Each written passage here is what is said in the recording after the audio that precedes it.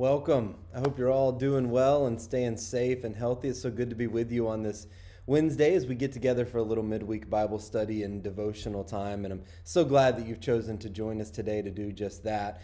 Well, on Sunday mornings, we've been in the midst of a series called The Good Life, where we've been walking through Jesus' words in the Sermon on the Mount in Matthew chapters 5 through 7. And if you haven't been joining us, I hope you will come join us on Sunday mornings. We meet for Bible study at 9:30, and then we meet for worship and our teaching time at 10:30.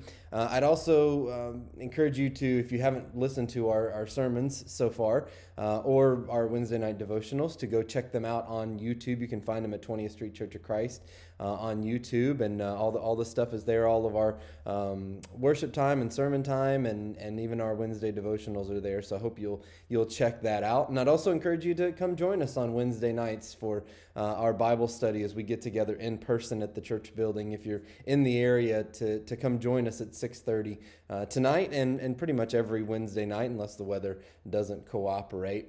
But on Wednesdays, both in our Bible study time and in our online devotional time, if you've been with us for the last several weeks, we've been kind of reviewing what we've been talking about on Sundays as we've been going through this sermon series. And today we come to Jesus' words in Matthew chapter 5, verse 6, where Jesus says this: "Blessed are those who hunger and thirst for righteousness, for they will be filled."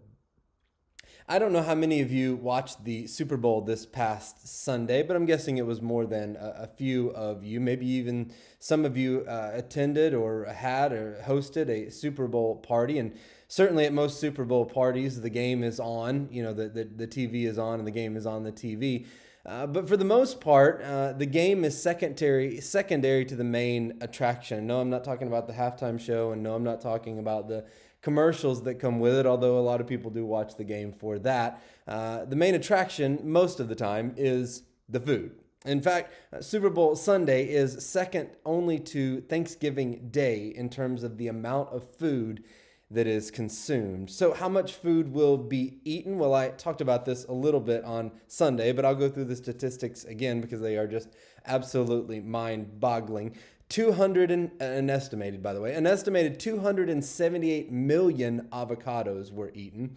1.4 billion chicken wings were scarfed down. 10 million pounds of ribs, 12.5 million pounds of bacon, and 14 million hamburgers were eaten. 11.2 million pounds of chips were consumed. 3.8 million pounds of popcorn were eaten. And of course, pizza. I'm sure more than a few of you had some. But about 12.5 million pizzas, not just pizza slices, but pizzas were ordered, which doesn't take into account all of the frozen pizzas that I know probably many people ate on Sunday as well. And that doesn't even include all the other food and snacks and desserts that were eaten as well. That is a lot of food that we consumed on Sunday.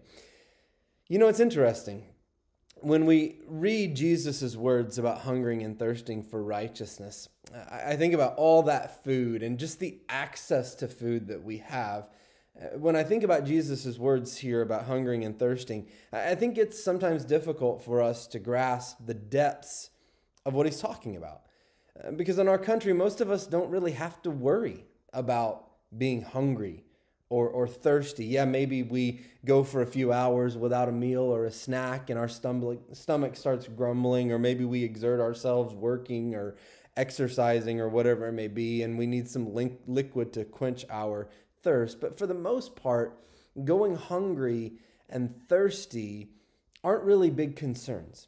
And therefore, I think we don't truly grasp what it means to be truly hungry and thirsty, and the kind of description that Jesus is painting here. And I wonder if that doesn't trickle down sometimes into our spiritual lives as well when it comes to hungering and thirsting for righteousness, as Jesus speaks of. Because so often, just like we have a hard time grasping what it means to be hungry and thirsty, we don't often truly recognize how much we are starving and thirsty without God.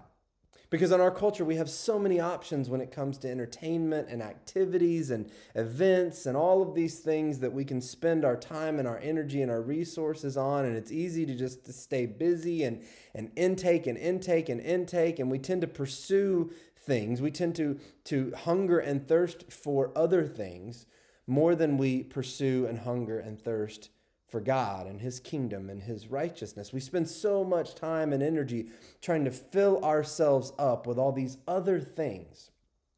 And yet the reality is that while our calendars may be filled up, our hearts and our lives remain empty. That's why Jesus is calling us to pursue something better, to hunger and thirst for something that will truly fill us, not all the empty calorie stuff that this world has to offer. And that doesn't mean that we can't have other interests or engage in other activities or do other things and have other things on our calendar. But what is it that we are truly pursuing? What is it that we are truly hungry and thirsty for? Because in the end, there's only one thing that will truly fill you, and that is Jesus Christ and His righteousness. Everything else is just going to leave you thirsty and ultimately starving to death. As Jesus Himself said in John chapter 6, verse 35, I am the bread of life. He who comes to me will never go hungry, and he who believes in me will never be thirsty. Blessed are those who hunger and thirst for righteousness, for they will be filled. Hope you have a blessed day. God bless.